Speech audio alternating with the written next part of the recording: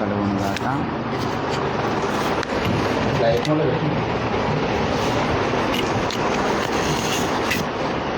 చిన్న ప్రార్థన చేసుకొని అనుదిన ప్రార్థన అనేటటువంటి కార్యక్రమాన్ని మనం ప్రారంభించుకుందాం. స్తోత్రం తండ్రి, నీ ఘనమైన శ్రేష్టమైన నామానికి వందనాలు దేవుడా. రాత్రికాల సమయంలో ఇజ్రాయేలు జయ స్తోత్రంలో మీరు ఆశీనుడవు తండ్రి.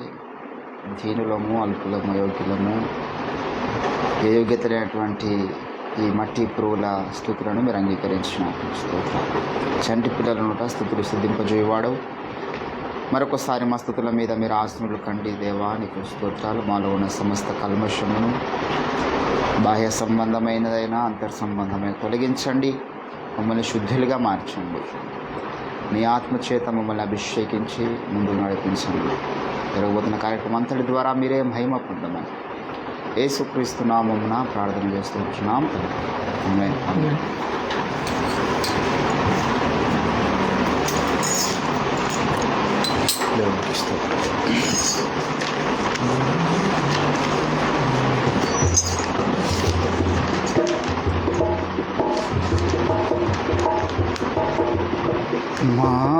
మాధుర్యమే నా ప్రభుతో జీవితం,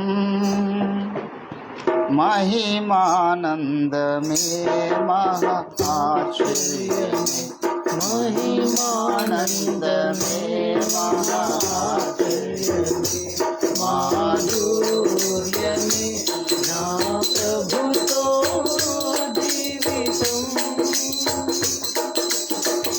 సర్వశరీరులు గడ్డిని పోయిన వారయున్నారు, సర్వశరీరులు గడ్డిని పోలిన వారయున్నారు. వారి అందమంతయు పూవలే వాడిపోవును,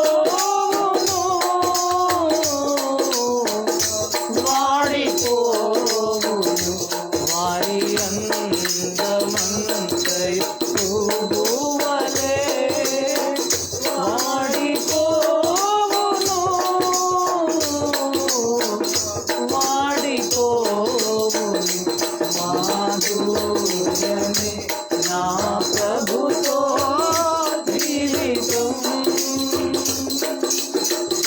నెమ్మది లేకుండా విస్తారమైన ధనముందుట కంటే, లేకుండా విస్తారమైన ధనముందుట కంటే, యెహోవా యందలి భయభక్తులతో ఉండుటే మేలు, ఉండుటే మేలు. యెహోవా యందలి భయభక్తులతో ఉండుటే మేలు, ఉండుటే మేలు. మాధుర్యమే నా ప్రభుతో జీవితం, నా విమోచన ప్రయోజనమును చెల్లించెను ప్రభువే, నా విమోచన ప్రయోజనమును చెల్లించెను ప్రభువే. నా రోగమంతయు సిలువలో పరిహరించెను, పరిహరించెను. నా రోగమంతయు సిలువలో పరిహరించెను, పరిహరించెను. మాధుర్యమే నా ప్రభుతో జీవితం, ఆనందమే మహా ఆశ్చర్యమే, మహిమానందమే మహా ఆశ్చర్యమే, మా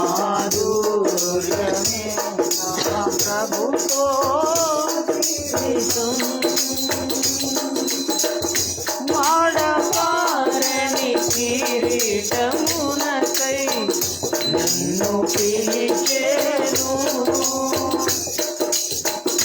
వాడబారని కిరీటమునకై నన్ను పిలిచేను. తేజోవాసులైన పరిశుద్ధులతో ఎప్పుడు చేరను, ఎప్పుడు చేరను. తేజోవాసులైన పరిశుద్ధులతో ఎప్పుడు చేరను, ఎప్పుడు చేరను. మాధుర్యమే నా ప్రభుతో జీవితం, మహిమానందమే మహా ఆశ్చర్యమే, మహిమానందమే మహా ఆశ్చర్యమే. మాధుర్యమే నా ప్రభుతో జీవితం. స్తోత్రం.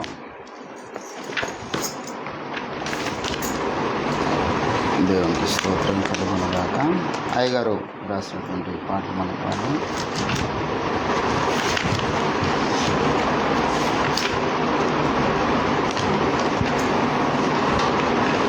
సర్వోన్నత దైవం 62.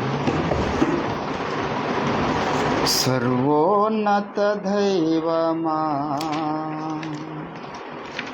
సతతము స్తుతి పాత్రుడా, స్తోత్రార్పణ చేతు నిరంతర ఆదార్చన చేతును. సర్వోన్నత దైవమా సతతము స్తుతి పాత్రుడా, స్తోత్రార్పణ చేతును నిరంతర ఆరాధన చేతును. సర్వోన్నత దైవమా నా బలహీనత మరి మూఢత ఎరిగి ఎరిగి నన్ను ప్రియముగా పిలచి, నా బలహీనత మరి మూఢత ఎరిగి ఎరిగి నన్ను ప్రియముగా పిలచి, జ్ఞాన బలములను ఘనతను నాకిడ సిలువను శ్రమనుందితే, జ్ఞాన బలములను ఘనతను నాకిడ సిలువను శ్రమనుందితే, సమాజములో నిన్ను ప్రణుతింతును, సమాజములో నిన్ను ప్రణుతింతును. సర్వోన్నత దైవమా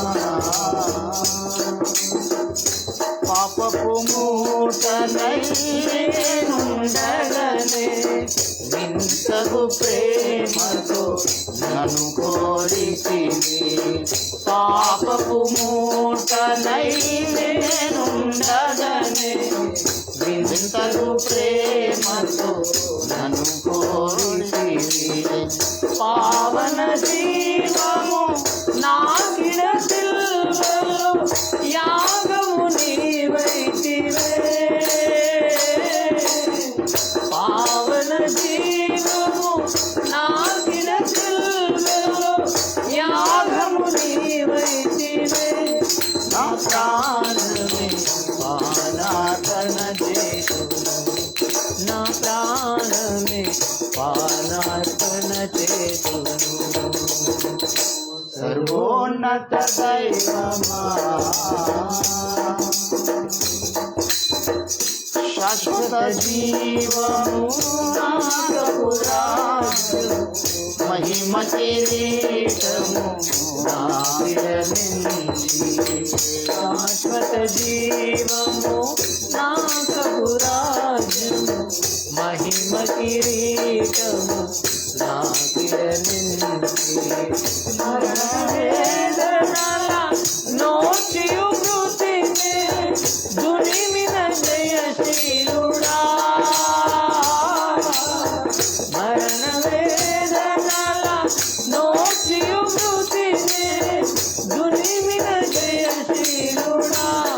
నీ కీర్తిని జగమంతట చాటెదా, నీ కీర్తిని జగమంతట చాటెదా. సర్వోన్నత దైవమా సతతము స్తుతి పాత్రుడా, స్తోత్రార్పణ చేతును నిరంతర నారాధన చేతును. సర్వోన్నత దైవమా. దేవుని నామానికి మహిమ కలుగును గాక. కొద్దిసేపు దేవుని వాక్యాన్ని మనం ధ్యానం చేసుకుందాం.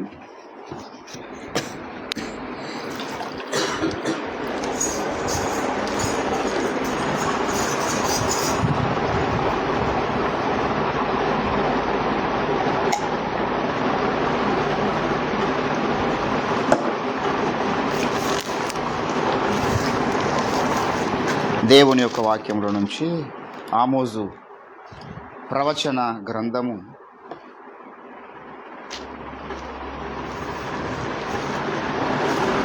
3వ అధ్యాయము.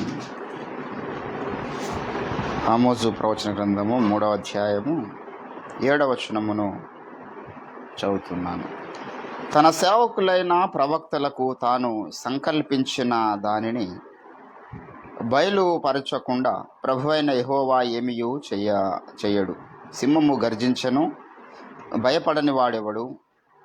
ప్రభువైన యెహోవా ఆజ్ఞ ఇచ్చి ఉన్నాడు, ప్రవచింపకుండా ఉండువాడు ఎవడు? చదవబడిన లేఖన భాగమును దేవుడు మన వినికిడిలో ఫలింపచేయునుగాక. ప్రభునందు నాకు అత్యంత ప్రియులారా, దేవుడు మరి అనుదినము మనకు ఈ రీతిగా ఆయన సన్నిధానంలో గడపడకిచ్చిన మంచి తరుణాన్ని బట్టి నేను ఎంతగానో దేవుణ్ణి ఎప్పుడు స్తుతిస్తూ ఉంటాను. కారణం ఏమిటంటే, కొన్ని స్థలాలకు పరిచర్య నిమిత్తమై వెళ్ళినటువంటి సమయంలో చాలామంది ఎప్పుడో ఒకసారి 6 నెలలకు ఒకసారో 3 నెలలకు ఒకసారో మనం సువార్త కూటాలు పెడితే అక్కడికి రావడానికి ఇష్టం చూపరు, కష్టంగా వస్తారు. ఆన్లైన్ ప్రేయర్ పెట్టినప్పుడు కష్టంగా వస్తారు. మరి వాళ్ళు అనుదిన ప్రార్థన ఏం చేస్తారు? నువ్వు ఎప్పుడో నెలకోసారి ఆన్లైన్ ప్రోగ్రామ్ అంటేనే అంత కష్టము, భారము, అయ్యో రాత్రంతా ప్రార్థన చేయాలన్నా, వాళ్ళు ఏ టైం దాకా చేస్తారో తెలియదు, మళ్ళీ మాకు పనులు ఉన్నాయి, పొద్దంతా పని చేసినాము, మళ్ళీ రేపు పొద్దున పనులు ఉన్నాయని ఇవన్నీ పనికి మాలిన కారణాలు చెప్తా ఉంటారు. నాకు చాలా ఆశ్చర్యం అనిపిస్తుంది. వీళ్ళేం భక్తులు? ఎప్పుడో ఒకసారి నెలకోసారి ఒక ప్రత్యేక ప్రార్థన కూటానికి రాని వారు అనుదినం వారి ఇంట్లో ఏం ప్రార్థన చేస్తారని ఎట్లా నమ్మబుద్ధి అవుతుంది? ఆన్లైన్ ప్రేయర్స్కి రారు, ఉపవాస ప్రార్థనకు రారు.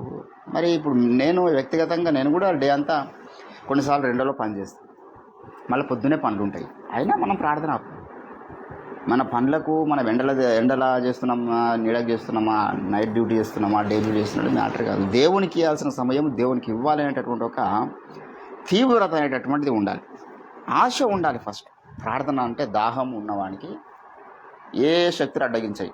వాని ఆరోగ్యము, వాని ఉద్యోగము, వానికి దినమంతా చేసిన పని, అలసట ఏమి కూడా అడ్డగించదు. ఇవన్నీ కూడా ప్రార్థన అడ్డగిస్తున్నాయంటే అవి దైవచిత్తానుసారమైనటువంటి కార్యక్రమాలు కావు. నేను దినమంతా పని చేశానండి, అలసిపోయాను, ప్రార్థనకు రాలేకపోతున్నాను అంటున్నామంటే అర్థమైంది, నువ్వు చేస్తున్న పని దైవచిత్తానుసారమైంది కాదు. అది ఎంత పెద్ద ఉద్యోగమైనా పర్వాలేదు. సో వ్యాపారాలు కూడా అంతే, ఏ కారణమైనా పర్వాలేదు. ఇట్ మేబీ ఫ్యామిలీ కూడా. కొన్నిసార్లు ఆ ఫ్యామిలీ పరిస్థితులను బట్టి రాలేని పరిస్థితిలో ఉంటారు కొందరు. అటువంటి ఫ్యామిలీ దైవ సంకల్పానుసారమైన ఫ్యామిలీ కాదు. ఎక్కడ వీడు రాంగ్ స్టెప్ వేశాడని అర్థమైంది. అంటే ప్రార్థనకు ఆటంకంగా మారేది ఏదైనా, ప్రార్థనకు వద్దు అనిపించేటటువంటి పరిస్థితులు ఏవైనా, ప్రార్థన చేయడానికి అవకాశం లేకుండా చేస్తున్న పరిస్థితులు, పరిణామాలు ఏవైనా అవి దేవుడి చిత్తానుసారమైనవి కావు. మన అయ్యగారు చాలా కాలం కింద ఒక మాట అన్నాడు, నువ్వు ప్రతిరోజు 1 గంట సేపు ప్రార్థన చేయలేకపోతున్నావు అంటే నీ దినచర్యలో దేవునికి ఇష్టం లేని ఎన్నో ఉన్నాయని అన్నాడు. ఎన్నో దేవునికి ఇష్టం లేని పనులు నువ్వు చేస్తున్నావు కాబట్టి నీకు ప్రార్థన చేయడానికి అవకాశం దేవుడు అనుగ్రహించడం లేదు. దేవునికి ఇష్టానుసారమైన పనులు మనం చేయడానికి పూనుకున్నప్పుడు మనకు ప్రార్థన చేసేటటువంటి అవకాశం దేవుడు ఖచ్చితంగా ఇస్తాడనే విషయాన్ని మనం జ్ఞాపకం చేసుకోవాలి. నాకు ఆశ్చర్యం అనిపిస్తూ ఉంటుంది. ఇప్పుడు మనం 145 రోజులు ఆన్లైన్లో, మనం ఇంతకుముందు ఆఫ్లైన్లో చేసినాం సంవత్సరాల తరబడి. మనకు ప్రార్థన అంటేనే ఒక రకమైనటువంటి కుతూహలం, ఆసక్తి. ఇంకా వేరే కార్యక్రమం అంత ఇంపార్టెంట్గా మనం చూడం. నా రక్షణ జీవితంలో మరి ప్రత్యేకంగా గజ్వెల్కి వచ్చిన తర్వాత నేను ఎక్కువగా ప్రేమించింది ప్రార్థన. అది ఉదయకాల ప్రార్థన, రాత్రికాల ప్రార్థన, ఆల్ నైట్ ప్రేయర్స్, ఉపవాస ప్రార్థన, దాంట్లో వందలు ఉన్నాయి చెప్పుకుంటూ పోతే. దేవుని బిడ్డలారా, మరి ఆన్లైన్లోనే 145 days అయిపోయింది.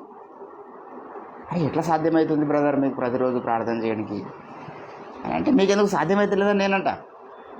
నాకు ఆ ప్రశ్న ఎక్కడన్నా ఎవరైనా కలిసినప్పుడు అడిగినప్పుడు ఏమనిపిస్తుంది అంటే, అసలు మీకెందుకు సాధ్యమైతే లేదు? అసలు మీలో యేసయ్య విజయం ఏమైనా ఉందా? తీవ్రత మీలో ఉందా? కొంత యేసు ప్రభు యొక్క అభిషేకం మీ మీద ఉంటే మీరు చేయకుండా ఉండలేరు. నేను ఎలాగ చేస్తున్నాను అడగడం కాదు, నువ్వెందుకు చేస్తలేవు అనే ప్రశ్న వేద్దాం అనిపిస్తుంది. కానీ వేస్తే హట్ అయిపోతారు. సరే బ్రదర్, ఏదో అట్లా దేవుని అవకాశం ప్రతిరోజు దినమంతా చిన్న పని చేసుకుంటాం. సాయంకాలం ఖచ్చితంగా ప్రార్థన ఉంటుంది. కొంతకాలం ఉదయకాలం చేసాం, ఇప్పుడు సాయంకాలం చేస్తున్నాం. సో అది మాకు అట్లా అలవాటు అయిపోయింది అని చెప్పేసి యేసుప్రభుల వారు తన వాడుక చొప్పున కొండకు వెళ్ళాను అనే మాట ఉంటుంది. వాడుక చొప్పున ప్రార్థన చేయటకు వెళ్ళాను. కాబట్టి మనకి ఇది వాడుక అయిపోవాలి, అలవాటు అయిపోవాలి. ఇప్పుడు మనం భోజనం చేయడం అలవాటు అయిపోయింది. మన కన్నుదినంలో మన చర్యలు ఎన్నో అలవాటులో చేసేస్తూ ఉంటాం మనం. తినడానికి అలవాటు లేదన్నాం కదా. సో అట్లా మనకు ప్రార్థన అడుగు అలవాటు అయిపోవాలి దేవుని బిడ్డలారా. అప్పుడే దేవుని కార్యాలను మనము చూస్తాం. అయితే చదవబడిన లేఖన పరిశుద్ధ భాగంలో దేవుడు మాట్లాడుచున్నాడు. ఎట్లా మాట్లాడుచున్నాడు అంటే, ఆయన తన ప్రవక్తల ద్వారా మాట్లాడుతున్నాడు. తన సేవకులైనటువంటి ప్రవక్తలను తాను సంకల్పించిన దాన్ని వారికి దేవుడు ట్రాన్స్ఫర్ చేస్తున్నాడు, వారికి బయలుపరుస్తున్నాడు. వారు లోకానికి ఆ సందేశాన్ని ఇస్తారు. వారికి ఎట్లా బయలుపరుస్తాడు దేవుడు అంటే, వారికి దర్శన రూపంలో బయలుపరచవచ్చు, ధర్మశాస్త్ర రూపంలో బయలుపరచవచ్చు, లేకపోతే స్వరం ద్వారా బయలుపరచవచ్చు. ఎన్నో రీతులుగా వారికి బయలుపరుస్తాడు. 4వ కీర్తనలో దావీదు ఒక మాట అంటాడు, దేవుడు ప్రత్యేకంగా తన భక్తులను ఏర్పాటు చేసుకుని ఉన్నాడు అనే విషయాన్ని మనము జ్ఞాపకం చేసుకోవాలి. 4వ కీర్తన 2వ వచనంలో, నరులారా ఎంతకాలము నా గౌరవమును మీరు అవమానముగా మార్చెదరు, ఎంతకాలము వ్యర్థమైన దానిని ప్రేమించెదరు, ఎంతకాలము అబద్ధమైన వాటిని వెదకెదరు. యెహోవా తన భక్తులను తనకు కొనుచు ఉన్నాడని తెలుసుకొనుడి. ఎవరినండి? ఎక్కడన్నా కాదు, దేవుని యొక్క స్వరాన్ని వినడానికి ఎదురు చూసేది భక్తుల్ని దేవుడు ఏర్పాటు చేసుకుంటాడు. దినవృత్తాంతముల గ్రంథంలో మనం చూసినాం గత దినాన ఏమన్నాడు. 36వ అధ్యాయము 2వ దినవృత్తాంతముల గ్రంథం 36వ అధ్యాయము మరి 15, 16 వచనాల్లో, వారి పితరుల దేవుడనే యెహోవా ఏంటంటే తన జనులయందు తన నివాస స్థలములయందు కటాక్షము గలవాడై వారి యొద్దకు ఎవరిని పంపుతున్నాడు? తన దూతల ద్వారా వర్తమానము పంపుచూ వచ్చెను. ఆయన పెద్దల కడను లేచి పంపుచూ వచ్చినను వారు దేవుని దూతలను ఏం చేస్తారంట? ఎగతాళి. నీతో దేవుడు మాట్లాడా? నువ్వు దేవుని స్వరాన్ని విన్నావా? నీకు దేవుని దర్శనం వచ్చిందా అని ఎగతాళి చేస్తున్నారంట వారిని. ఏంటండి, పేతురు రాసినటువంటి పత్రికలో పేతురు అంటాడు, మీకు మొదట ఈ రకంగా మాట్లాడే వాళ్ళు వస్తారు, కొందరు ఎగతాళి చేసే వాళ్ళు వస్తారు, కొందరు ఆయన యొక్క రాకడ గురించి ఏమాయను అనేటటువంటి వాళ్ళు వస్తారు. 2వ పేతురు పత్రిక 3వ అధ్యాయంలో మనం గమనించినట్లయితే 4వ వచనంలో, ఆయన రాకడను గురించిన వాగ్దానము ఏమాయను? ఇది ప్రశ్న. పితరులు నిద్రించినందు మొదలుకొని సమస్తము సృష్టి ఆరంభమున ఉన్నట్టుగానే నిలిచి ఉన్నది అని చెప్పుదురని మీరు మొదట తెలుసుకొనండి. ఏంటంటే కొందరు వస్తారు, ఎగతాళి చేసే వాళ్ళు వస్తారు, అపహాస్యకులు వస్తారు. మీరు మొదట ఈ సంగతిని తెలుసుకొనండి. కొందరు వస్తారు, ఏమైంది ప్రభు యొక్క రాకడ గురించి అని. ఏంటంటే ప్రవక్తల్ని ఏం చేశారంటే వీళ్ళు అపహాస్యము చేశారు. దేవుడు పంపినటువంటి ప్రవక్త ఖచ్చితంగా అపహాస్యానికి గురవుతారనే విషయాన్ని జ్ఞాపకం చేసుకోవాలి. ఏ వ్యక్తి కన్నా అపహాస్యము లేదు, ఆ వ్యక్తికి ఎవరు హింసిస్తలేరు, ఆ వ్యక్తి మీద ఎవరు నిందలు వేయడం లేదు, ఆ వ్యక్తి మీద ఎవరు చెడ్డగా మాట్లాడతలేరంటే వాడు దేవుని చేత పంపబడ్డవాడు కాదు, దేవుని చేత అభిషేకించబడ్డవాడు కాదు. అపోస్తుల కార్యము 7వ అధ్యాయంలో మనం గమనిస్తాం ఈ విషయాన్ని. ఇక్కడ ఏమంటున్నాడు? 7వ అధ్యాయం 51వ వచనంలో, ముష్కరులారా, హృదయములను చెవులను దేవుని వాక్యముకు లోబరచనొల్లని వారలారా, మీ పితరుల వలె మీరును ఎల్లప్పుడూ పరిశుద్ధాత్మను ఎదిరించుచూ ఉన్నారు. మీ పితరులు ప్రవక్తలలో ఎవరిని హింసింపకుండా ఉండిరి. అంటే ప్రతి ప్రవక్తను హింసించరు. ఆ నీతిమంతుని రాకను గురించి ముందుగా తెలిపిన వారిని చంపిరి. తర్వాత యేసు ప్రభు వచ్చినప్పుడు ఆయనను కూడా మీరు హత్య చేసి అప్పగించితిరి. హత్య చేసిన వారైతిరి. అంటే ప్రవక్తలు అనేటటువంటి వాళ్ళు దేవుని బిడ్డలారా హింసల పాలైపోవడం గల కారణం ఏంటంటే వారి నోట్లో దేవుని యొక్క వాక్కు ఉండడం, వారి మీద దేవుని అభిషేకం ఉండడమే ప్రత్యేకమైనటువంటి కారణం అనే విషయాన్ని మనము జ్ఞాపకం చేసుకోవాలి. యెషయా ప్రవచన గ్రంథము 7వ అధ్యాయంలో ఒక మాట అంటాడు. ఏమంటాడో తెలుసా? నేను ఎన్నో రీతులుగా మీతో మాట్లాడుతూ ఉన్నాను, అయినా మీరు నా మాట వినడము లేదు. ఏంటండి, ఎన్నిసార్లు చెప్పినాడు ఆ మాట? 7వ అధ్యాయం 15వ వచనం చదవండి ఒకసారి. నేను వారికి బుద్ధి చెప్పినను, వారిని బలపరిచినను, వారు నా మీద ఏం చేశారంట? దుర్యోచనలు చేసిరి. ఏంటండి, 7వ అధ్యాయము ఇర్మియా ప్రవచన గ్రంథము 7వ అధ్యాయము దయచేసి మీరు 13వ వచనం చూడండి ఒకసారి. ఒక మాట ఏమంటున్నాడు ఇక్కడ? నేను మీతో మాటలాడినను. ఏంటంటే నేను మీతో మాటలాడినను, పెద్దల కడ లేచి మీతో మాటలాడినను, మీరు వినకయు, మిమ్మల్ని పిలుస్తూ ఉన్నాను, మీరు ఉత్తరము ఇయ్యక ఉండిన వారై ఈ క్రియ చేసితిరి. ఈ క్రియలన్నిటిని చేసితిరి గనుక ఏంటండి, ఇక వ్యతిరేకం అయిపోతున్నాడు దేవుడు. మాట వింటలేరు వీళ్ళని చెప్పేసి మీరు నా మాట వినకపోతిరి. ఇర్మియాలో చాలాసార్లు నా మాట. దయచేసి 6వ అధ్యాయము ఇర్మియా 6:10 అంటున్నాడు, విందురని నేను ఎవరితో మాటలాడుదును. ఏంటండి, విందురని నేను ఎవరితో మాట్లాడుదును, మీరు నా మాట ఏంటండి, వారు వినుటకు తమ మనస్సును సిద్ధము చేసుకొనకపోయిరి గనక వినలేకపోయిరి. ఏంటండి, 7వ అధ్యాయము 26వ వచనంలో చూడండి ఒకసారి. వారు నా మాట వినకయున్నారు, చెవి యొగ్గకయున్నారు, తమ మెడను వంచక మనస్సును కఠినపరచుకొనుచు వారు తమ పితరుల కంటే మరి దృష్టులైరి. అంటే దేవుని మాట ఎందుకు వింటలేరంటే దేవుడు తన ప్రవక్తల్ని ఏర్పాటు చేసుకొని మాట్లాడుతూ ఉన్నాడు. ఆ వ్యక్తి చెప్తే మేము వినాలనా? ఏంటండి, ఇప్పుడు హబక్కుకు, ఆమోజు వీళ్ళెవరు? బర్రెలు మేపుకునేవాడు. హబక్కుకు చరిత్ర అది. ఎలీషా అరక దున్నుకుంటున్నటువంటి పరిస్థితిలో ఉన్నాడు కదా.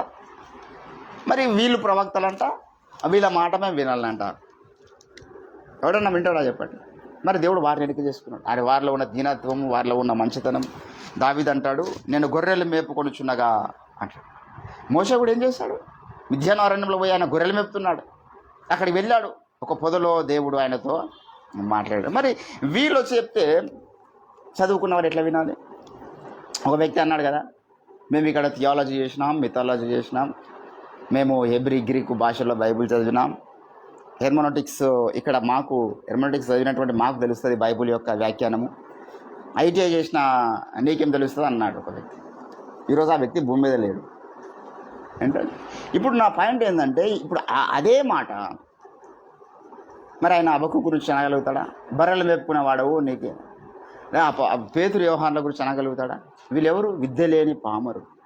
పేతురు యోహాన్లు ఎవరండి? విద్య లేని చేపలు పట్టుకుంటున్నవారు. అంటే చేపలు పట్టుకునేవాడు నువ్వు వచ్చి నువ్వు ఎక్కడ ఉండాలని అక్కడ ఉండాలి బైసాబ్, నీ హౌకత్ తెలుసుకోవాలి బైసాబ్ అని పేతురు నువ్వు పట్టుకొని అంటాడు ఆ వ్యక్తి? అనలేడు. అంటే ఈరోజు చాలామంది దేవ దర్శనాన్ని కానీ దేవుని స్వరాన్ని మిస్ అయిపోవడం గల కారణం ఏంటంటే వాడు ఒక మంచి స్మార్ట్ బాయ్ అయి ఉండాలి, ఒక మంచి జ్ఞానవంతుడు అయి ఉండాలి, మంచి చదువుకున్న వాడై ఉండాలి. వాడు చెప్తే మనం వింటాం. ఎవరో అరక దున్నుకునే ఎలీషా లాంటి మనిషి వచ్చి, లేకపోతే బర్రెలు మేపుతున్నటువంటి ఆమోసు లాంటి ప్రవక్త వచ్చి, హబక్కూకు లాంటి ప్రవక్త వచ్చి, లేకపోతే చేపలు పడుతున్నటువంటి జాలరులు వచ్చి, వాళ్ళకి అసలు నాగరికత తెలియదు, వాళ్ళు వచ్చి మాకు దేవుని వాక్యం ఇది, దేవుని స్వరం ఇది అని మాట్లాడితే ఎట్లా మేము చదువుకున్న వాళ్ళ వినాలని వీళ్ళు హీగో హట్ అయిపోయినట్లుగా అంత్య దినాల్లో కూడా మరి దేవుడు రంజితోఫీర్ గారిని ఏర్పాటు చేసుకుంటే అందరూ ఆ రీతిగా మాట్లాడతారు. ఇది ఆశ్చర్యం. ఇప్పుడు రంజితోఫీర్ గారైనా లేకపోతే ఓఫెర్ మినిస్ట్రీస్లో ఈ దర్శనాన్ని మోస్తున్నటువంటి సావుకులు చాలామంది అధిక విద్య లేని వారే, పెద్దగా చదువుకున్న వాళ్ళు కాదు. మొన్న అయ్యగారు అన్నాడు, మేము ఎటు పోయినా పెద్ద పెద్ద ఢిల్లీలో అంత పెద్ద ఈవెంట్ చేసినాం, ప్రతి దేశ ప్రతినిధులను పిలిపించినాం. ఎవరు అంత పర్ఫెక్ట్గా ఇంగ్లీష్ కానీ హిందీ కానీ మనం మాట్లాడలేము. అక్కడ మనకు వచ్చిన హిందీ, మనం మాట్లాడే హిందీ, ఇక్కడ తెలంగాణలో మనం మాట్లాడుతున్న హిందీ వేరు, ఢిల్లీకి వెళ్ళిన తర్వాత అక్కడ మాట్లాడేటటువంటి హిందీ వేరు. ఇంగ్లీష్ అసలే రాదు, ఏదో మేనేజ్ చేయగలుగుతాం. మరి ఎట్లా దేవుని కార్యాలు జరుగుతున్నాయి? ఈరోజు ఇంటర్నేషనల్ వైడ్గా దర్శనం వెళుతూ ఉన్నది. దేశమంతా కూడా మరి హైందవ క్రైస్తవ బుక్ హిందీలో వెళ్ళింది, యాకోబు దేవుడు వెళ్ళింది, యుగాంతం గ్రంథం వెళ్ళింది. అంటే దేవుని కార్యాలు జరిగించడానికి చదువుతో పని లేదు. దేవుడు ఒక మాట అంటాడు, నేను జ్ఞానంలో సిగ్గుపరచు లోకంలో నుంచి వెర్రివారిని ఏర్పాటు చేసుకుంటుంది. సో దేవుని జ్ఞానం మీద ఆధారపడ్డోడు కావాలి దేవునికి. నేను చాలాసార్లు ఒక మాట అంటే the God of the Bible it doesn't require your ability. మనకెంత ఎబిలిటీ ఉంది, ఎంత సామర్థ్యం ఉంది, నేను ఎంత చదువుకున్నా, నాకెంత జ్ఞానం ఉంది, లేకపోతే నాకెంత బలం ఉంది, నాకెంత టాలెంట్స్ ఉన్నాయి, నాకెంత తలాంతులు ఉన్నాయి, నాకెంత డబ్బు ఉంది, ఏది పనిచేయదు దేవుని దగ్గర. దేవుని దగ్గరికి వచ్చినప్పుడు నేను అదంతా నథింగ్ ప్రభువా, నేను ఏమీ లేని వాడను, నీ జ్ఞానం నాకు అంటాడు కావాలి. అట్లా ఓఫ్రయ్య గారు అన్నాడు, జ్ఞానము తానై ఉన్నవాడు నాకు జ్ఞానం అయ్యాడు కాబట్టి నేను ఈ గ్రంథాలు రాశాను. ఒక మనిషి చేయగలిగేటటువంటి పని కాదు. ఎవరంటే ఒక మాట, ఇప్పుడు రేపు ఏం జరుగుతుందని చెప్తామా? ఎవరైనా చెప్పగలుగుతాడా? మరి 40 ఏళ్ల కింద చెప్పిండు. 40 ఏళ్ల కింద ఒక మనిషి ప్రవచించి నేను ప్రణాళిక గ్రంథాలు 8 ప్రణాళిక గ్రంథాలు రాసి భూలోకమంతా నింపేస్తానని చెప్పేసి దేవుడు నాకు చెప్పాడు, బయలుపరిచాడు. ఆ గ్రంథాల పేరు చెప్పేశాడు. 40 ఏళ్ల కింద చెప్పినటువంటి ప్రవచనం ఈరోజు 40 ఏళ్ళ తర్వాత నెరవేరింది. అది అంటే 40 ఏళ్ళ ముందు ఒక మనిషికి సాధ్యమవుతుందా చెప్పి చేయడము? నేను ఇట్లా చేస్తానండి, ఈ గ్రంథాలు రాస్తాను, ఈ గ్రంథాలు మొదట తెలుగు భాషలో రాస్తాను, తర్వాత ప్రపంచ దేశ భాషలో రాస్తానని ఎవడైనా చెప్పి చేయగలుగుతాడా? చెప్పి చూడు మనకు కనుక. రేపేం జరుగుతుందో తెలియదు మనకు. ఒక మనిషి కనుక ప్రవచిస్తే, ఇప్పుడు నేను ఒక గ్రంథం రాస్తానని చెప్పిన అనుకో, రేపటిదాకా బ్రతకతానని గ్యారెంటీ నాకు ఉండదు. ఎంత ధైర్యం కావాలి అది క్లెయిమ్ చేయడానికి? దేవుడు నాకు చెప్పాడు గ్రంథం రాయబడి నేను రాస్తానని ప్రవచించడం అంత ఆషామాషి విషయమా? రేపే నేను ఒకవేళ పోవచ్చు, ఒక నెలకు పోవచ్చు, ఒక సంవత్సరానికి పోవచ్చు, ఆ గ్రంథం రాయడం నా వల్ల కాకపోవచ్చు. ఆయన ప్రవచించి నెరవేర్చిందంటే అది దేవుని ఎదురు వచ్చినటువంటి వాక్కు. దేవుడు తన యొక్క ప్రవక్తల్ని పంపుచూ ఉన్నాడు, దేవుడు తన సేవకుల్ని ఏర్పాటు చేసుకున్నాడు. కానీ కొందరు ఏంటండి గురుడితనంలో ఉన్నవారు అంటాడు వారిని. లూకా సువార్తలో 19వ అధ్యాయము 41వ వచనంలో యేసుప్రభుల వారు ఆయన పట్టణమును సమీపించి దానిని చూచి దాని విషయమై ఏడ్చి, నీవును నీ ఈ దినమందైనను సమాధాన సంబంధమైన సంగతులను తెలుసుకున్న యెడల నీకెంతో మేలు, గాని ఇప్పుడు నీ కన్నులకు అది మరుగు మరుగు మరుగు చేయబడి ఉన్నది. ప్రభువు నిన్ను దర్శించిన కాలము నీవు ఎందుకు ఎరగలేకపోయాడంటే వ్యక్తి నమ్మశక్యం కాకుండా ఉన్నాడు, బర్రెలు మేపుకునేవాడు ఉన్నాడు. ప్రభు ఆ వ్యక్తి ద్వారా దర్శిస్తున్నాడు, వీడేమో నమ్మబుద్ధి అయితే లేదు. చేపలు పట్టుకునే వాడి ద్వారా దేవుడు దర్శిస్తున్నాడు మనుషుల్ని, నమ్మబుద్ధి అయితే లేదు. ఏదో భూమధ్యపురంలో వ్యక్తి జన్మించారంట యేసుక్రీస్తుల వారు, ఆయన గురించి వీళ్ళు చెప్తున్నారని మనం స్వార్థ అందిస్తున్నాం. మన ద్వారా ఈరోజు భారతదేశంలో అనేక మంది క్రైస్తవేతరులకు దేవుడు దర్శిస్తున్నాడు. ఎక్కడనో అది ఏదో వేరే దేశం వాడంట, ఏదో ఆయన ఏదో చరిత్ర ఉందంట, 33 సంవత్సరాల జీవిత చరిత్ర అనేది. మాకు ఇక్కడ కోట్ల సంవత్సరాల చరిత్ర ఉన్నది, వాళ్ళు ఏదో చెప్తా ఉన్నారు. కానీ దాన్ని నిర్లక్ష్యం చేస్తూ తృణీకరిస్తున్న వాళ్ళు ఉన్నారు దేవ దర్శనాన్ని. అంటే ప్రభువు నిన్ను దర్శించిన కాలము నీవు ఎరగక ఉంటివి అంటున్నాడు ఇక్కడ. ఎందుకు ఎరగలేకపోయాడు చెప్పండి? కారణం ఏంది? ఎందుకు ఎరగలేకపోయాడు? పైన చెప్పాడు, నీ కన్నులు మూయబడి ఉన్నవి. కన్నులు మూయబడి ఉన్నాయి. ఎవరు మూసారు కన్నులు? ఒక ప్రవక్త మూసాడు. యెషయా ప్రవచన గ్రంథము దయచేసి మనము గమనించినట్లయితే 6వ అధ్యాయంలో అందరూ పరిశుద్ధుడు పరిశుద్ధుడు పరిశుద్ధుడు పరిశుద్ధుడు అనే కానీ ఆగిపోతారు. ఆ కింద జరిగినటువంటి సంభాషణ కొరకే పరిశుద్ధుడు పరిశుద్ధుడు పరిశుద్ధుడు అనే వ్యవహారం చెప్పాడు. ఈ పరిశుద్ధుడు పరిశుద్ధుడు అని గాన ప్రతిగానం చేస్తున్న సమయంలో ఎవరు ఉన్నారు ఈ యొక్క భూలోకానికి వెళ్ళడానికి అని దేవుని యొద్ద నుండి క్వశ్చన్ వచ్చినప్పుడు 5వ వచనంలో, నేను అపవిత్రమైన పెదవులు గల వాడను, అపవిత్రమైన పెదవులు గల జనుల మధ్య నివసించు వాడను, నేను నశించి తిని రాజును సైన్యములకు అధిపతియగు యెహోవాను నేను కన్నులారా చూచితను అనుకొంటిని. అప్పుడు ఆ శరాపులనొకడు తాను బలిపీఠం మీద నుండి కారుతో తీసినటువంటి నిప్పును చేత పట్టుకుని నా ఎదుకు ఎగిరి వచ్చి నా నోటికి దాన్ని తగిలించెను. ఇది నీ పెదవులకు తగిలను గనక నీ పాపము ప్రాయశ్చిత్తమాయెను, నీ దోషము తొలగి పోయెనను. అప్పుడు నేను ఎవరిని పంపెదను, మా నిమిత్తము ఎవడు పోవును అని ప్రభు సెలవీయగా వింటుంది. ఇక్కడ ఇదంతా సీన్ జరిగిన తర్వాత ఒక క్వశ్చన్ వచ్చింది, ఎవరిని పంపాలి, నేను ఎవరు పోయేదని అనేటువంటి స్వరం వినబడుతూ ఉన్నది. అప్పుడు ఏమన్నాడు, అసలు ఎందుకు పంపాలనుకున్నాడు దేవుడు, ఎందుకు ఒకరిని భూలోకానికి పంపడానికి దేవుడు ఇష్టపడుతున్నాడు అంటే కింద చెప్తాడు, అతడు నేను చిత్తగించుము, నేనున్నాను నన్ను పంపుమనగా. అంటే యెషయా అంటున్నాడు, ప్రభువా నేనున్నాను నన్ను పంపుము అంటే అప్పుడు దేవుడు అంటున్నాడు, నీవు పోయి ఒక కార్యక్రమం చెప్తున్నాడు, నీవు పోయి ఈ జనములతో ఇట్లనము, మీరు నిత్యము వినుచుందురు కానీ గ్రహింపక ఉందురు, నిత్యము చూచుచుందురు కానీ తెలుసుకొనక ఉందురు. వారు కన్నులతో చూచి చెవులతో విని హృదయముతో గ్రహించి మనస్సు మార్చుకొని స్వస్థత పొందకపోవున్నట్లు ఈ జనుల హృదయమును కురవు చేసి వారి చెవులు మందపరిచి వారి కన్నులు మూయించమని చెప్పాను. This is the ప్రొఫెసీ in the heaven. దేవుడు యెషయా ప్రవక్త నా కారణాన్ని వచ్చి కన్నులు మూసేసింది. ఎందుకు వీటిని తృఢీకరిస్తున్నారు? ఈ బర్రెలు మెప్పుకునే వాడు చెప్తే మేము వినాలనా, లేకపోతే ఈ చదువు లేని వాడు చెప్తే మేము వినాలనా, ఈ ఎరక దుంతున్న వాడు చెప్తే మేము వినాలనా, వీరు ప్రవక్తలా, వీరు దేవుని వాక్కును మాకు చెప్తారా అని తృణీకరిస్తూ వచ్చారు. ఈరోజు కూడా దేవుని బిడ్డారా కన్నులు మూయబడ్డాయి చాలామందికి. ఒక వ్యక్తి కన్నులు మూయబడ్డాయి ఎట్లా తెలుస్తుంది అంటే, రంజిత్ ఓఫీర్ గారు దేవుడు పంపినటువంటి ప్రవక్త అండి, ఒక దర్శనం ఆయన మీద ఉన్నదని మనం చెప్పి ప్రవక్తలు లేరు ఏం లేరు అంటుండంటేనే వాడు గుడ్డితనంలో అనుకోవాలి మనం. ఈ యెషయా ప్రవచనం వీని జీవితంలో నెరవేరేదరా బాబు, దేవుడు వీని కన్నులు మూసేసాడు. ఏంటంటే తెస్సలోనికలకు రాసినటువంటి పత్రికలో కూడా ఏమన్నాడు, వారు సత్యమును ఎప్పటికి వినుచున్నారు కానీ గ్రహించలేకపోతున్నారు కనుక ఇక దేవుని ఉగ్రత వస్తున్నదంట వారి మీదకి.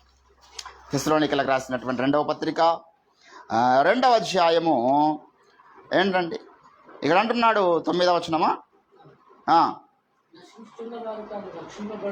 తాము రక్షింపబడుటకై సత్య విషయమైన ప్రేమను అవలంబింపక పోయిరి గనుక వాని రాక అబద్ధ విషయమైన సమస్త బలముతోనూ నానా విధములైన సూచక క్రియలతోనూ దుర్నీతిని పుట్టించు సమస్త మోసముతోనూ నశించు వారిలో సాతాను కనపరచు బలమును అనుసరించి ఉండును.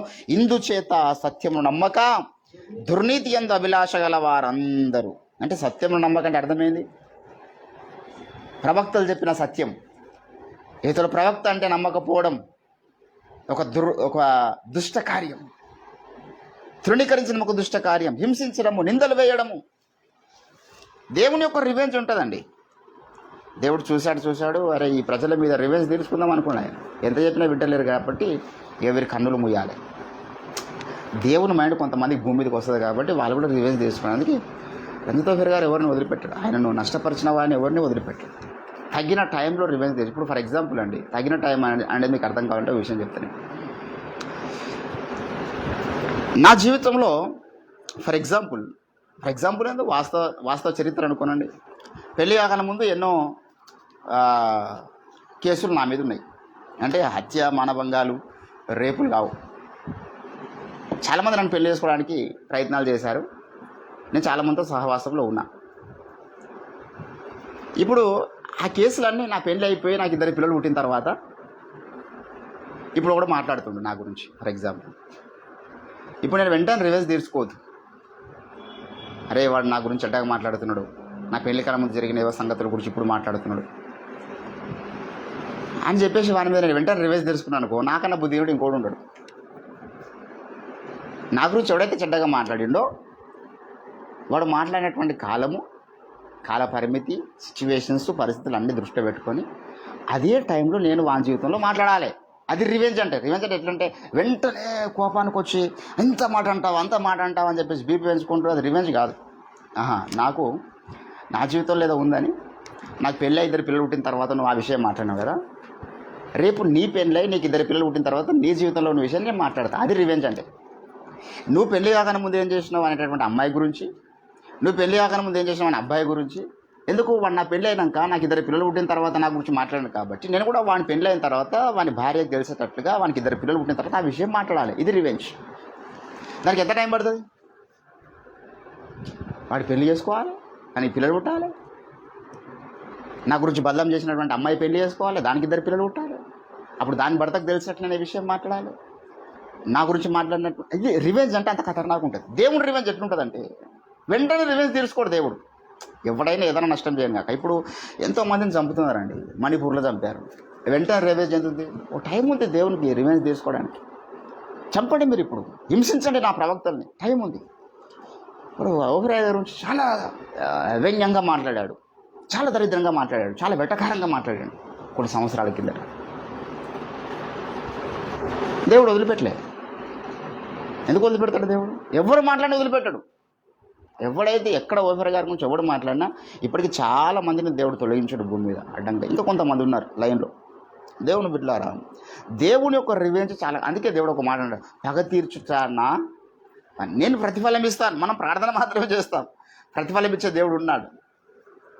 దేవుని బిడ్డలారా, ఈరోజు ప్రవక్తలను హింసిస్తూ రాగా నేను ఏర్పాటు చేసుకున్న మనుషులతో మీకు సమ్మతి లేదు. ఆమోజు ప్రవచన గ్రంథంలో ఏమన్నాడండి? మన మూలవాక్యములు ఆ పైన మనం గమనిస్తే 3వ వచనంలో సమ్మతింపకుండా 2 కూడి. ఎందుకు అన్నాడు ఈ మాట అంటే, కింద నేను ప్రవక్తలను ఏర్పాటు చేసుకుంటున్నాను, ప్రవక్తల్ని పంపుచున్నాను, సేవకులను పంపుచున్నాను, మీరు వారితో సమ్మతించాలి. నా ప్రణాళిక ఎవరికైతే అప్పగించానో వారితో మీరు సమ్మతించాలి.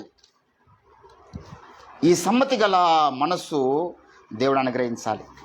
దావీదు ఒక మాట అంటాడు, ఏంటండి 32వ కీర్తన అనుకుంటాను. ఏమంటాడంటే 32వ కీర్తన నాతో కూడి 34వ కీర్తన చూడండి ఒకసారి. 34:3లో నాతో కూడి ఏం చేయండి మీరు? యెహోవాను ఘనపరచు, మనము ఏకముగా కూడి. All together. ఎప్పుడు వస్తుంది ఏక మనసు? ముందుగల సమ్మతి గల మనసు ఉండాలి. అరే ఈ వ్యక్తి భౌతికంగా చూస్తే చాలా చిన్న స్థితి ఉండొచ్చు, చేపలు పట్టుకునే స్థితి ఉండొచ్చు, లేకపోతే అరక దున్నుతున్న స్థితి ఉండొచ్చు, లేకపోతే అధిక విద్య లేని స్థితి ఉండొచ్చు, ఏదో చిన్న పని చేసుకుంటున్న స్థితి ఉండొచ్చు, ఎక్కువ చదివిన స్థితి లేకపోవచ్చు. కానీ ఈ వ్యక్తి మీద ఉన్న అభిషేకము దేవుంది. ఈ వ్యక్తి నోట్లో ఉన్నటువంటి స్వరము దైవ స్వరమే కానీ మానవ స్వరం కాదు అని ఆ ప్రత్యక్షత గల మనసు ఎప్పుడైతే వస్తుందో అప్పుడు మనం సమ్మతిస్తాం. వాడేదో 4 బైబుల్ లేఖనాలు తెలుసుకొని మాట్లాడుతున్నాడు, వాడు బాగా బైబుల్ చదివి లేకపోతే ఇంకా వేరే వేరే గ్రంథాలు చదివి అంటే వీడు సమ్మతించినట్ట. అటువంటి వాడు ఎంతకాలం కూర్చొని విన్నా వానికి దైవస్వరం వినిపేది, వానికి మానవ స్వరం వినబడుతుంది. అక్కడ వాడు ఆత్మీయంగా బలపడడు, దేవుని యొక్క రాకడకు సిద్ధపడడు. దేవుని బిడ్డలారా, దేవుడు మామూలు మనుషుల్ని ఎన్నిక చేసుకుంటాడు. దేవుడికి ప్రత్యేకంగా ఏదో భూమి మీద ఉన్న మనుషుల్లా కాకుండా వేరే రూపము వేరే జన్మ ఏమి ఉండదు. ఏలియా మోసే వీళ్ళతో మామూలు మనిషి జన్మ పుట్టారు. వాళ్ళు 9 నెలలు వాళ్ళ అమ్మలు వాళ్ళ కడుపులో మోసారు. వాళ్ళు ఒక తల్లిదండ్రి కలయిక ద్వారా పుట్టిన వాళ్ళే. వాళ్ళకు బాల్యం ఉంది, వాళ్ళ జీవితంలో లోపాలు ఉన్నాయి, శోధనలు ఉన్నాయి, బలహీనతలు ఉన్నాయి. అయినా వాళ్ళు ప్రవక్తలు. ఎందుకో దేవుడు వారిని ఏర్పాటు చేసుకుంటాడు. కాబట్టి ప్రవక్తలు అనగానే లేకపోతే దేవుని ఏర్పాట్లో ఉన్నవారు అనగానే ఎక్కడనో ప్రత్యేకంగా ఉంటారు. వాళ్ళు తెల్లని వస్త్రాలు ధరించుకొని మనుషులు ఎవరికి తాకకుండా మనుషులు కానీ అట్లా అనుకోవద్దు. మనుషుల మధ్యలోనే ఉంటారు. అరక దున్నుకుంటున్నాడు, అర్థమేది మనుషుల మధ్యలో ఉన్నాడు, వ్యవసాయం చేసుకుంటున్నాడు. అనోకు అందరితో నడుస్తూ ఉన్నాడు, అనోకు ప్రవక్త. కాబట్టి ప్రవక్తల్ని గుర్తించే విషయంలో ఈరోజు majority of the people are failed because they are looking the outer look. They are watching the wisdom, this worldly wisdom. ఈ లోక సంబంధమైన జ్ఞానం. మంచిగా చదువుకున్నాడా, మంచి వెల్ పొజిషన్లో ఉన్నాడు, అరే వీడు చెప్తే మనం వినాలి. వాడు మంచి ఇంగ్లీష్ మాట్లాడుతుందా, చాలా ఫ్లూయెన్సీ ఉందా, వీడు చెప్తే మనం వినాలి. అక్కడ ఫెయిల్ అయిపోయింది క్రైస్తవ సమాజం. అందుకే అంటున్నాను, కన్నులు మూయబడ్డాయి. దేవుని బిడ్డలారా, ఈరోజు మనము దేవుని యొక్క సేవకులను గుర్తించే విషయంలో ఫెయిల్ అయిపోయినామంటే దేవుని అర్థం చేసుకోలేము. మనం we should know very clearly who is sent by God only. దేవుని చేత పంపబడినటువంటి వ్యక్తులను గుర్తించే విషయంలో మనకు ఈ ప్రత్యేక జ్ఞానం అవసరం. మనం ప్రార్థన చేయాలి, ప్రభువా మా కన్నులు వెలిగించండి. మా కన్నులు మూయబడ్డ కన్నులుగా ఉండి మేము ఆత్మీయ జీవితంలో ఉండొద్దు. నీ ప్రవక్తలు సాదాసీదా మనుషులుగానే ఉన్నారు కదా, మామూలు మనుషులే ఉన్నారు, చదువుకోవాలన్నటువంటి మనుషులే ఉన్నారు కదా నీ ఏర్పాట్లో.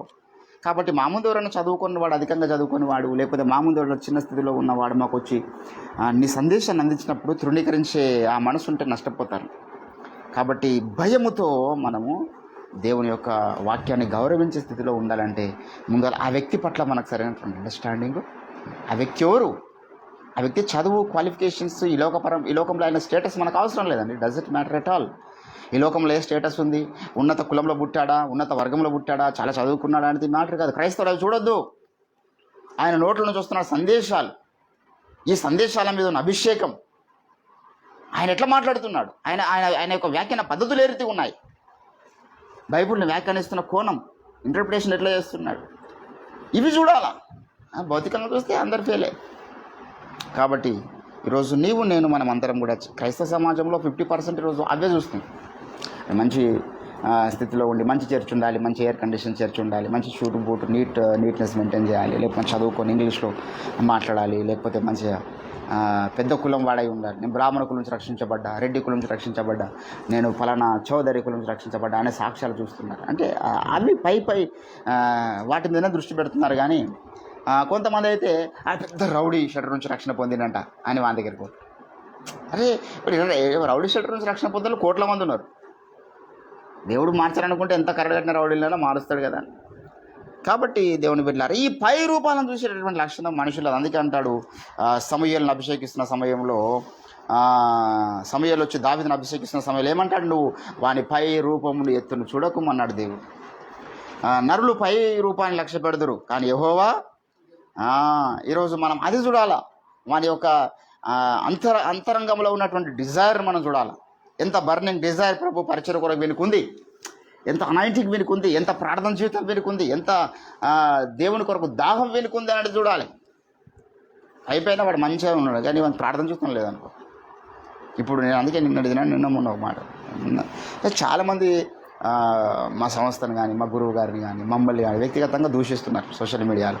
నేనంట, బాబు నువ్వు రోజు గంట సేపు మోకాళ్ళ మీద ఉండి ప్రార్థన చేయి, మోకాళ్ళ మీద ఉండి వాక్యం చెప్తున్నట్టుగా పెట్టి ఒక 100 రోజులు పెట్టు, లైవ్ పెట్టు. ఆ సత్త లేదు, ఆ ఛాలెంజ్కి వాడు స్వీకరించరా, దేవుని రహస్యంగా ప్రార్థన చేయాలి. అంత దమ్ము లేనటువంటి మాటలేదు. ఏలే రహస్యంగా చేయలేడు ప్రార్థన, అందరు ముందు చేసిన ప్రార్థన. యేసుప్రభుల వారి శిష్యులు చూస్తుండగా ప్రార్థన చేశాడు ఎన్నోసార్లు. కాబట్టి అవసరమైన వాటిలో ఛాలెంజ్కి రాడు. మీరు మీ గురువు గారు ఇట్లా అంటాడా, మీరు ఇట్లా అంటారా, మీరు శాపనార్థాలు పెడతారా, మీరందరూ మీ మాట ఎవరు వినకపోతే వారు భూమి మీద ఉండొద్దని మీరు ప్రార్థనలు చేస్తారా అంటే, మరి ఇంకేం చేయాలి, మేము వచ్చి పట్టుకొని తన్నాలా? దేవునికి అప్పగిస్తాము. అదే వీడు సత్యానికి ఆటంకంగా ఉన్నాడు ప్రభువా, వీడు సేవకు ఆటంకంగా ఉన్నాడు, మరి చిత్తం ఏందో వీని పట్ల బయలుపరచంటాం, నీ చేతకు అప్పగిస్తున్నాం అంటాం. దేవుడు అవకాశం ఉంటే దేవుడు తీసేసుకుంటాడు, లేకపోతే దేవుడు చూస్తే ఇతనికి అప్పగిస్తాం, లేకపోతే ఏదన్నా చేస్తారు. మాకు ఆటంకం లేకుండా చేస్తారు దేవుడు. సువార్తకు ఆటంకాలుగా, సత్యానికి ఆటంకాలుగా ఉండొద్దు. ఆయన ప్రవక్తల్ని హింసిస్తూ రాగా, ఆయన సేవకులను నిరాకరిస్తూ రాగా దేవుని కోపము జనం మీద మండేను. కాబట్టి దేవుని బిడ్డలారా, ఈరోజు నీ కన్నులు నా కన్నులు తెరవబడినాయి. We are enlightened people, we are not a blind people.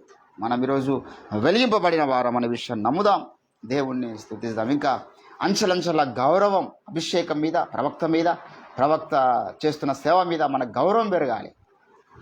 మనం పై రూపాల మీద దృష్టి పెట్టే వాళ్ళం కాదు. దేవుడు తృణీకరించబడ్డ వారిని వాడుకొని గొప్ప కార్యాలు జరిగించేవాడు. బాప్సం ఇచ్చేవానికి ఏ క్వాలిఫికేషన్ ఉందని? I don't have any qualification. అడవి తేనె మిడతలు తింటున్నటువంటి పరిస్థితి. సరైన వస్త్రాలు లేవు, పేరు మీద గోనె పట్ట కట్టుకున్నాడు, కానీ ఆయన ప్రవచిస్తూ ఉంటే భూమి తలక్రిందులైంది ఆ దినాలు. కాబట్టి బైబుల్ ఇంటర్ప్రిటేషన్స్ ప్రకారము, లేకపోతే హెర్మనోటిక్స్ ప్రకారంగా చూస్తే చరిత్రలో ఎవ్వరు కూడా అధిక విద్యావంతులు లేరు. కొంతమంది పౌలు లాంటి వాళ్ళు అక్కడ తప్పితే ఎక్కడ చూసినా దేవుడు కొంతమందిని విద్య లేని పామరులను ఎన్నిక చేసుకుని ఆయన కార్యాలు జరిగించిన వాడై ఉన్నాడు. హల్లెలూయా. ఈరోజు మన ద్వారా దేవుడు కార్యాలు జరిగించడానికి పూనుకున్నాడు.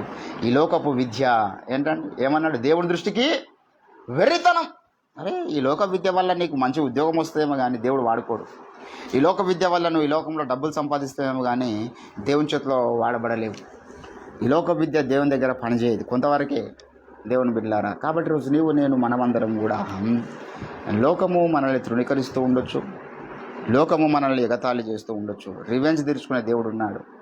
ఎవరు మనకు వ్యతిరేకంగా కార్యాలు చేసినా వారి మీద దేవుని ఉగ్రత ఖచ్చితంగా దిగి వస్తాను నమ్ముతున్న వాళ్ళం. ఎందుకంటే మనం తీర్చుకోలేము ఉగ్రత. కాబట్టి మనం తీర్చుకుంటే దేవుడు ఇన్వాల్వ్ కాదు. మనం దేవునికి అప్పగించిన ప్రభువా పలానా వ్యక్తి నాకు నష్టం చేశాడు, వాళ్ళ వ్యక్తి స్వార్థ నష్టం చేసినాడు, నీకు అప్పగించిన నీ టైం వస్తుంది. అంత వెంటనే రావు రిజల్ట్, కొంత టైం ఉంటుంది దేవునికి. ఆ టైంలో దేవుడు అక్కడ నుంచి స్విచ్ ఆఫ్ చేసి పెడతాడు. కాబట్టి మనం బీపీ పెంచుకోవద్దు. మన మీద ఎవడన్నా మనం మాట్లాడితే పర్వాలేదు రాబాయి నీ టైం వచ్చింది అనుకోవాలి. దేవుడు చూస్తున్నాడు, నువ్వు దూషణ మాటలు చూస్తున్నాడు, నువ్వు మా గురించి మాట్లాడుతున్న నెగిటివ్ మాటల్ని దేవుడు చూస్తున్నాడు. He knows everything, but there is a time to do the work. కాబట్టి దేవుని కార్యాలు మన పక్షమున జరుగుతున్నాయి. మనము జాగ్రత్త లేకపోతే మనల్ని కూడా దేవుడు మొత్తుతాడు. ఆ విషయాన్ని కూడా మనం జ్ఞాపకం చేసుకుంటాం. మనం కేర్లెస్గా ఉన్నాం అనుకో, మనల్ని కూడా దేవుడు అంతే. దేవునికి ఎవరైనా అంతే, దేవుడు న్యాయవంతుడు. కాబట్టి మన వంతు మనము జాగ్రత్త పడదాం. ప్రవక్త మీద, దర్శనం మీద ఇంకంతకంతకు మనకు ఆ బర్నింగ్ డిజైర్తో నింపబడుతూ ముందుకు సాగుదాం. దేవుడు కొద్ది మాటలు మన వెనుకడిలో ఫలింపచేయను గాక. ప్రార్థన చేసుకుందాం. స్తోత్రం తండ్రి. మరి అనేకులు ఈరోజు ఆనాటి నీ ప్రవక్తలను తృణీకరిస్తూ వచ్చినట్లుగా నువ్వు ఏర్పాటు చేసుకున్నటువంటి నీ దాసుని మరి ఎగతాళి చేస్తూ మాట్లాడుతున్న వారు ఎందరో ఉన్నారు. దైవమా, నువ్వు అన్ని చూస్తున్న దేవుడు, మేము నమ్ముతున్నాం నీ కార్యాలు సూనర్ ఆర్ లేటర్ జరుగుతాయని మేము నమ్ముతున్నాం. దయగల తండ్రి, నీకు స్తోత్రాలు. విద్య లేని పామలను అభిషేకించి శాస్త్రులను పరిశీలను నువ్వు గడగడ వణికించిన దేవుడు. నీ ఏర్పాట్లో ఉన్న బిడ్డల్ని అభిషేకించి బలాన్నిచ్చే దేవుడు. ఈ లోకపు విద్య కలిగిన వారు నీ దాసుల ముందు వచ్చి తలదించుకునే విధంగా చేసే దేవుడు. నీకు స్తోత్ర. నీ కార్యాలు ఆశ్చర్యములు. మట్టి పురుగులమైన మమ్మల్ని మీరు ఏర్పాటు చేసుకొని దయగల తండ్రి, దర్శనంలో మమ్మల్ని ప్రతిష్ఠించినందుకై నీకు స్తోత్ర. సత్యవాక్యములో మమ్మల్ని ప్రతిష్ఠించినందుకై నీకు స్తోత్ర. సత్య ప్రవక్త అధీనంలో మమ్మల్ని మీరు పెంచుతున్నందుకై నీకు స్తోత్రాలు చెల్లిస్తున్నాను. ఎవరైతే నీ దాసుని తృణీకరించినారో, ఎగతాళి చేస్తూ ఉన్నారో, నిందలు వేస్తూ ఉన్నారో, ఎవరైతే నీ దాసుని గురించి నీచంగా మాట్లాడుతూ ఉన్నారో వారి మీదకి నీ ఉగ్రత దిగివచ్చును కాకనే మేము యథార్థంగా ప్రార్థన చేస్తున్నాం తండ్రి. మీ ఆత్మ కార్యాలు జరిగించండి. నీ సత్యానికి, సత్య సేవకు ఎవరు ఆటంకంగా ఉండకూడదు, నేను కూడా ఆటంకంగా మారకూడదు. దయగల తండ్రి, అట్టి జ్ఞానము చేత మమ్మల్ని నింపి నడిపించమని ముందున్నటువంటి అయా దినమంతట్లో కూడా మీరు మాతో మాట్లాడండి. మా పడకలు సుమనిద్ర ఇచ్చేయండి. సకల ఆటంకములు వేస్తున్నాము, గద్దిస్తున్నాం. విత్తపడ వాక్యాన్ని ఫలించు. మహిమ, ఘనత, ప్రభావాలు మీరే పొందవాలి. మమ్మల్ని తగ్గించుకుంటూ మీ నామాన్ని ఇచ్చిస్తాం. యేసుక్రీస్తు అద్భుత శక్తివంత నామం ఈ ప్రార్థన సమర్పిస్తూ ఉంటున్నాం తండ్రి. యేసు రక్తమే, యేసు రక్తమే, యేసు నామాన్ని వాదికి వాని క్రియలకు అనంత కోటి నాశనము కలుగు.